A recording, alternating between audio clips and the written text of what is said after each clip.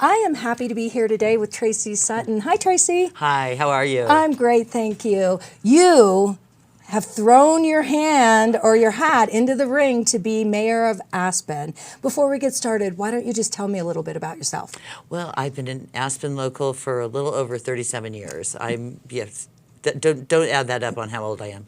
But no, I've been here for 37 years. I've been in Aspen proper for 33.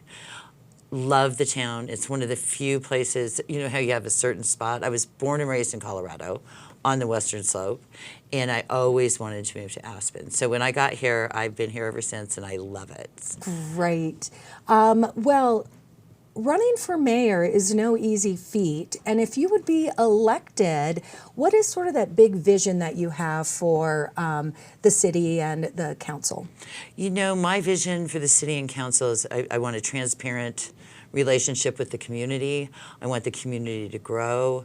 I want them to have a voice in it, and the community is all-encompassing, as we know, because you know we are in Aspen, but the community goes up and down the entire Roaring Fork Valley. And I think that we have to be a voice for everyone who lives and works here as well. And I think that's one of my big visions, is to bring all of that together and make a big difference. Great, that's really important. I would say 36, 37 years ago when you moved here, Mid-Valley was nothing. And right now there are so much of our workforce that's living in that Mid-Valley now and coming on up. What do you think your top 3 priorities are going to be if you were elected? My top 3 priorities are going to be obviously the entrance to Aspen and traffic in general. I'm on a corner unit where my office is, and we can address that later, but it's going to be the entrance to Aspen, traffic, obviously workforce housing, and I think those are the top 3. Unfortunately, there's a lot of issues that need to be addressed, but that's where my focus is right now. Yeah, Tracy and I were talking earlier, and it was like there are so many big issues that are rolling around in community right now. If it's commercial buildings being empty, if it's land use code, if it's short-term rentals, housing, transportation, you can go on and on and on. And it's not like people haven't tried to tackle these issues, but they do seem to be getting more and more complex. Well, they do, and I think where I want to bring my energy and what my strong points are in this is, you know, I run a successful business. I've been doing it for many years. I started in 2004. Okay. You know, and I want to bring that energy into making these things happen and getting Aspen back and getting these projects finished. Like, why aren't we finishing the buildings in town? What is the process there? How can we help move that along? Because it definitely, you and I were also talking about the vibrancy in the core area, and you know, no one wants to have vibrancy in the core area with a bunch of unfinished holes in the ground. Yeah, it's true. The other thing that we mentioned was, like, how are you going to ensure, like, there's adequate transparency and communication between the council, between the business community, and our locals? I hear a lot of grumbling that, you know, the 5-0 votes on the council, and people don't feel like they actually know what's happening. Do you have ideas for transparency with our community? Absolutely, I do. A, you have to be completely transparent, and B, you need to listen to the people. When you put the task force together, when you do the stakeholder meetings, you need to listen. You need to share that information with other people. And whether it's good or bad, it needs to be very transparent. I don't feel that the current council does that, and that's one of the other reasons I'm running for mayor. I see. Tell me, what changes would you like to bring to the cities, maybe the land use policy? Any changes there? Well, you know, the land use policy is very, very, I mean, it's huge. And going through that, it takes a lot. You know, I feel that there's room for growth and constructive growth, but I also feel that there's different areas that need to be addressed as well. Right. Do you think our land use policy is kind of clunky and expensive? Absolutely. Absolutely. So streamlining, do you think there's any way that were able to do that? Because, from start to end with an application, it takes quite a bit of time and a lot of stop along the way. It does. And I mean, like I said, as a business owner, I'm used to starting a project, seeing it through to the end and getting it done in a timely manner. And I definitely think that needs to happen. Great. Well, it's not all negative. So I'm just curious, what do you view as Aspen's greatest strengths, and how would you build off those strengths? I think Aspen's greatest strength is its community. I really do. And I think that's why I'm so open to listening to the community, because, we're really 7,000 people. Right. And we know that we are part of a very different ecosystem where we do have people from all over the world that travel here. We're a world community, world-renowned community. And it's interesting because our visitors, a lot of them feel like this is home as well. And so, and look at, I know that there's been a lot of things, people have said a lot of things about the money in this town, but they have been most people that are here or have built some of these homes have been very generous to us. We have the Aspen Art Museum that we don't have to pay for. And I think if we can find a balance in our community to encompass everyone, I think that's really our shining star, and I think we're close to that. Well, that's good, because I've, in the 20-some years I've been here, I feel like the pendulum swings so far one direction and so far the other direction.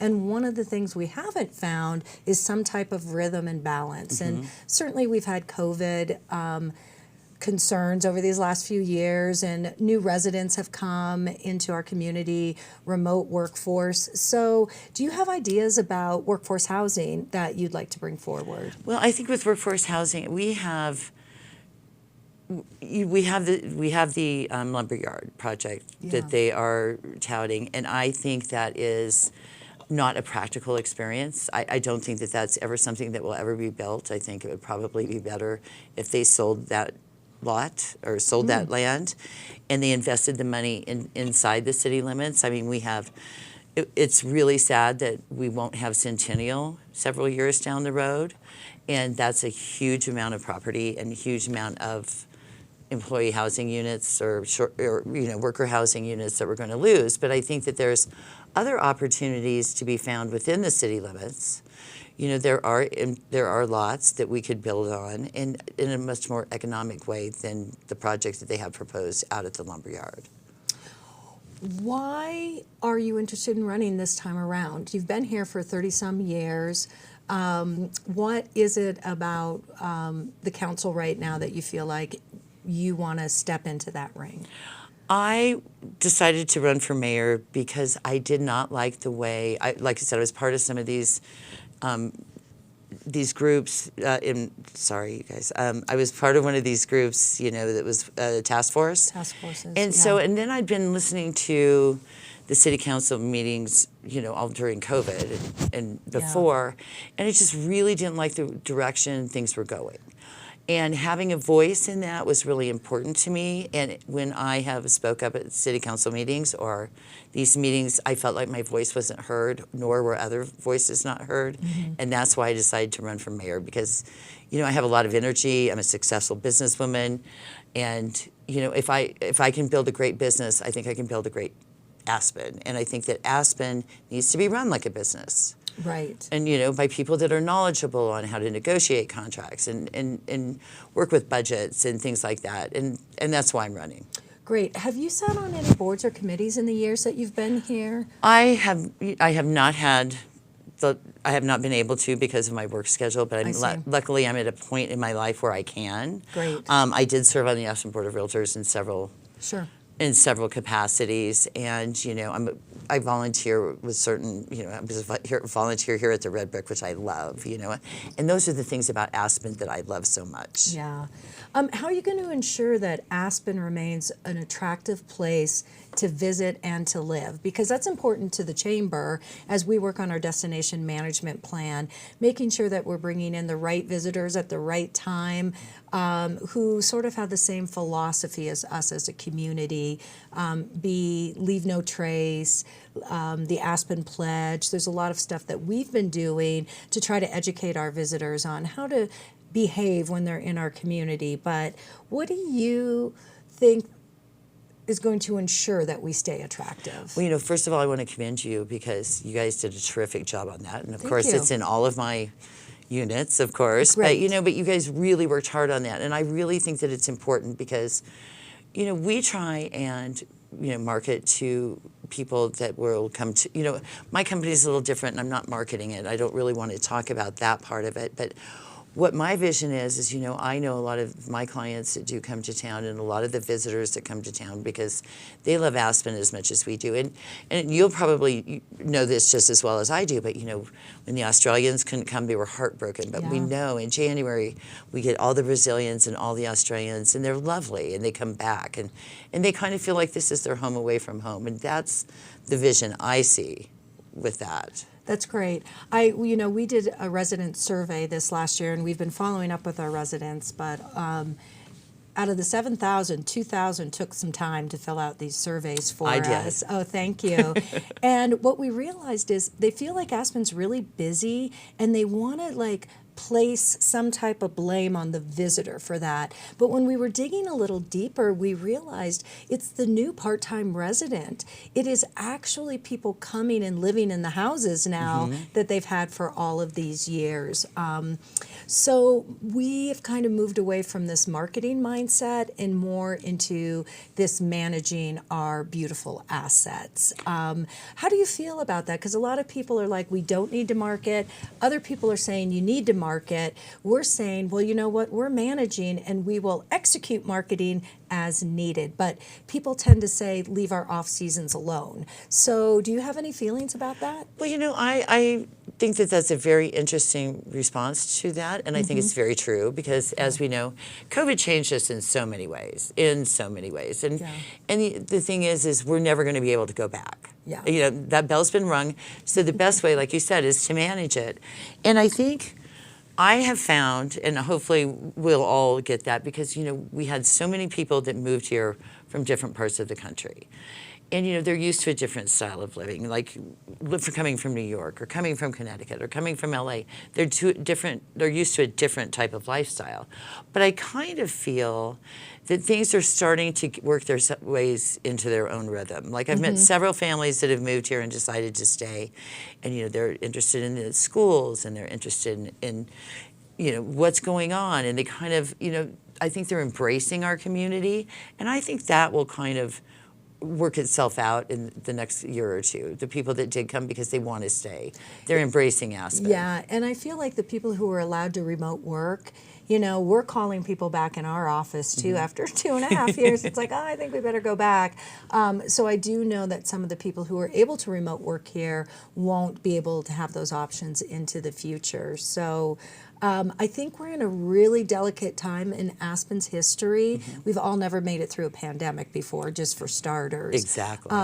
So as we move forward, I can't help but think about the entrance to Aspen, which we don't say it's the entrance to Aspen anymore. We say, oh, it's the Castle Creek Bridge that we've got going on. And we have aging infrastructure. And I just wondered, do you have a vision for the infrastructure and the environment? And we could say the entrance to Aspen if we're so bold to say those words out loud. But what is that vision? Are we looking forward, or are we saying, well, there was a record of decision 20-some years ago that that's what we need to do? Because I feel like this splits our community all the time, right down in half, and it creates this anxiety. And I just think somebody needs to lead us through that. And I would love to get your thoughts on that. I couldn't agree with you more. And I've lived here for 37 years. Yeah. I started in Glenwood and I did the commute. So I've always been a part of that. Like my niece was playing basketball against Aspen High School the other day, and it took me 40 minutes to get out of town. Wow. So I understand those concerns, and I've lived it, and we have had this conversation, I think, since the day I've moved into town. We were all trying to figure out, has it been 20 votes? It's been a lot of votes. It's been a lot of votes. And realistically, I'm not in favor of the current plan. I'm not in favor of the preferred alternative plan that they have. I mean, those are based on older studies, and technology has changed. structural materials have changed, and I think it needs yet another look. Yeah. But what we need to take another look at it, and we need to have some creative thinking go into it. There's been talk about doing having 2 lanes into town in the mornings and 2 out, bypassing Power Plant Road. But the fact is the bridge is going to have to be replaced, and we're going to have to come up with some way to manage that. Get in and out of town. So, and not everyone's going to be happy, but I really think that if we take another good, strong look at it and we act quickly. Okay. We've kicked the can over the bridge for 35 years. Yeah. Now's the time to make a good decision, an informed decision, and get it done, because we don't have a lot of time left. So you're making this good, informed decision. Mm-hmm. How are you bringing the other 49% along with us? Well, I'm hoping whichever way that goes, because I do think you're in a leadership. That mayor is a leader of our community. And you've had leadership opportunities throughout your career. So how do we bring the rest of them along? Well, I agree with everything you say, but I think what we need to do is we need to come up with current data that makes sense, and then see if we can come to a conclusion. And once again, we go back to transparency. I don't know why this is the preferred alternative. According to who? I mean, most people I've talked to do not like it. But it all goes with the traffic. You've got the traffic through the West End. There's a few people in the West End that are fabulous, and they're like, look, we understand we're going to have this for a while. Can you at least put in some stop signs and some crosswalks, and maybe have the police come in and take a look? So that our children are safe, because they accept it. Mm-hmm. So I think that if you come up with a good plan, that the rest will follow itself.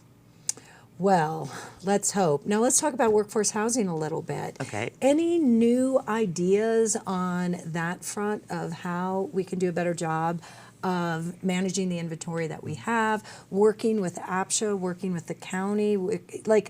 I know as a mayor, you don't just get to wave a magic wand and make things happen. Wouldn't that be nice? Wouldn't it be nice? I think that at the chamber sometimes too. But hearing other perspectives actually does help me a lot of the times come to the better idea.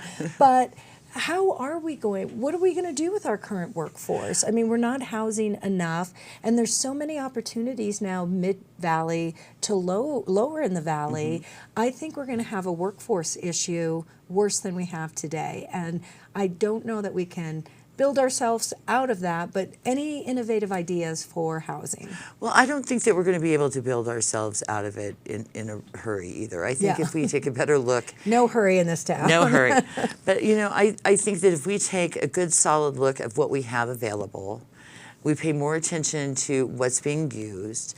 There's a lot of people that are in 4-bedroom units that their kids have moved out or anything. So if we have some kind of plan where they can, maybe downsize and then open that up to another family, I think there's creative solutions out there. Mm-hmm. I think, and it's really interesting because as long as I've lived here, I've never been able to get into workforce housing. Mm-hmm. However, I am fortunate enough that I have a great landlord where I've lived for quite some time. And I'm right by Centennial. So a lot of those people are my friends, and I think that we need to maintain those. I think that we need to make sure that they're brought up, I don't want to say up to code, but that we have certain things that are fixed, the maintenance issues, and treat them well. And and I think there's creative opportunities within the city limits too. Like some of the people. Oh, sorry. No, keep going.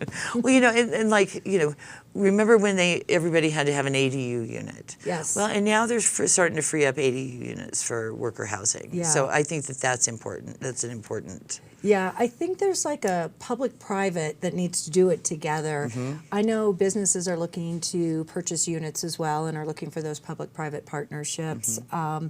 Into the future, and trying to make sure that our workforce feels appreciated. They're part of our community, and they're on the front lines. Absolutely. And I've been hearing a lot lately that our frontline employees are taking a beating. Do you think there's anything the city can do to help those frontline employees, to help the service industry here in Aspen, to get our morale back up a little Well, bit? I couldn't agree with you more. And like I said, with ACRA Yeah. coming in through with their policies, I know that a lot of people in town have adopted those same things. Great. Those same policies and those same feelings. And I mean, I know it sounds kind of the whole world will get better, but you know, once you start treating people like, like they should be treated, I think that follows suit. Yeah, you know, in October, ACRA decided, because we could just see our employees throughout last summer were just getting barraged on a lot of different fronts. You know, everybody was under a lot of stress, so we kind of make October our we call it the Frontline Guest Service Appreciation Month. So we took out of our own budget thousands of dollars and bought gift cards and dropped them into all the businesses. I remember that. Yeah, that was fabulous. And just tried to say thank you. And that's just ACRA and the businesses doing it. I'd love to see the city join in and really like have a whole big, you know, we keep talking about, should we bring back the Mac and Cheese Fest as like just something fun to do as a community. Winter School was really great this year. And I missed the parade. I bring back the parade. Well, we need people to participate I'm to there. bring that thing back. I'm there. Okay, well, you will lead. You will be my grand marshal in the There you go. parade. Tracy, we just have a couple more minutes here, so I was just curious. I wanted to give you just kind of the open mic to just reiterate why you're the best candidate for mayor. I am the best candidate for mayor because I really care about Aspen. I've got a long history here. I'm passionate about the town. Like when you were just talking about that, I would love to see the city council get involved with the same thing. Yeah. I want, you know, everyone who lives here to benefit. And I really think that I'm in a position based on my years of experience of running businesses and seeing things through and getting things done. And I think that's really the key to having Aspen move forward. And that's why I think that I'm a great candidate for mayor. And I'm looking forward to it. Well, this is just the start. You've got Squirm Night. We know that the Chamber, we're going to be doing an election forum as well. Have you got your website up and running? Is there a place that people can go and get information on you? Yes, you can. It's Okay. TracySuttonForAspen.com. TracySuttonForAspen.com. Well, thank you for being here today. Thanks to everyone for joining us in this edition of Aspen Affairs. We are going to remind you to get out and vote locally. I don't think there's anything more important than making your way to the ballot box and making sure that your voice is heard in how we're creating this environment for Aspen to thrive into the future. And as I always like to say, we have to defy ordinary. So thank you so much for joining me today. Thank you for here at having the me. show. Thank you all for watching. Stay tuned for our additional coverage of the local election this year. I'm Debbie Braun. Thank you so much. Have a great day.